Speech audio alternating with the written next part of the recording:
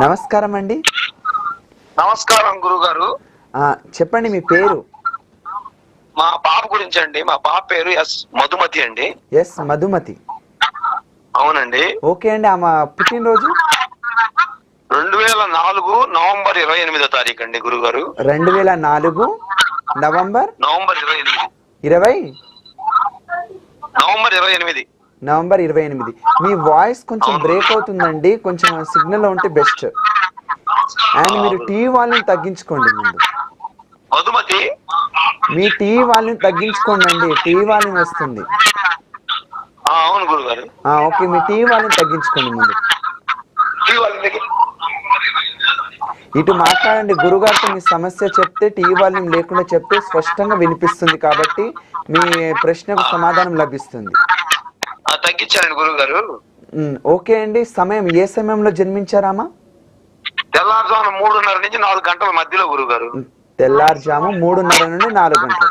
మీరు TV volume ఇంకా తగ్గించుకోలేదు.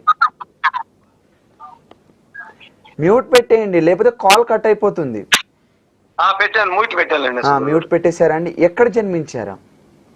మాచర్లండి. మాచర్ల.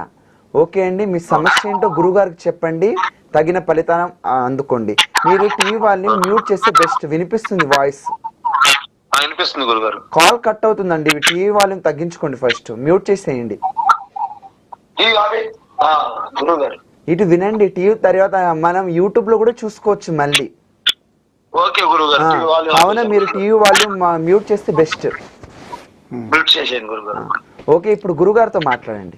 చెప్పండి, ఏంటి మీ సమస్య ఏంటి? మా పాప విద్య అసలు ఎట్టుంది అనేది, విద్యా ఉద్యోగాల అవకాశాలు. ఇప్పుడు నీట్ ఎగ్జామ్ రాస్తుంది గురుగారు. ఓకే.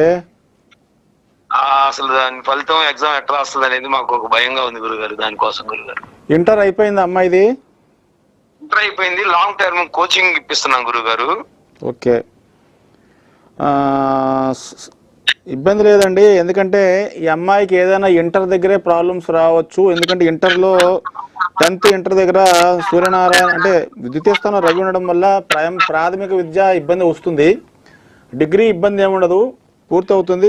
మెడిసిన్ అవుతుందండి, దాని గురించి భయపడాల్సిన పని లేదు. ఎందుకంటే తులాలగ్నంలో పుట్టిన కదా, ఈ లగ్నానికి రాజయోగకారకుడు శనీశ్వరుడు కర్మ కేంద్రంలో ఉన్నాడు. కాబట్టి మీ అమ్మాయి పేరు మీద ఏం చేయాలంటే, మీరు అమ్మాయి విద్యలో రాణించడానికి మీరు ఏదైతే ఇబ్బంది పడుతున్నారో ఆ సమస్య తెలియపరచడానికి ప్రతి నెల షష్ఠి అని మనకి 2 సార్లు వస్తుందండి.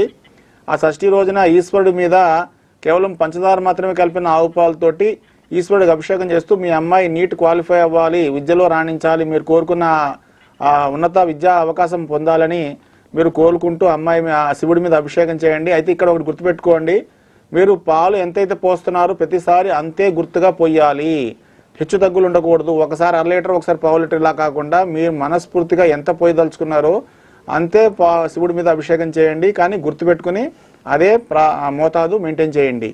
సో షష్ఠి రోజున మీరు ఈశ్వరుడికి అభిషేకం చేయడం వల్ల, అలాగో ఈ అమ్మాయి తులాలగ్నంలో పుట్టింది కాబట్టి ఈ లగ్నానికి నెలకొకసారి శివుడికి అభిషేకం చేయాలి. కాబట్టి షష్ఠి రోజున మీరు చేయడం వల్ల మీ అమ్మాయి విద్యలో రాణిస్తుంది. అలాగే మీరు మీ అమ్మాయి విషయంలో మీరు పొందాలనుకున్న సత్ఫలితాలన్నీ ఆ షష్ఠి ద్వారా అభిషేకం చేయడం వల్ల పొందుతారండి. ఉంటాను.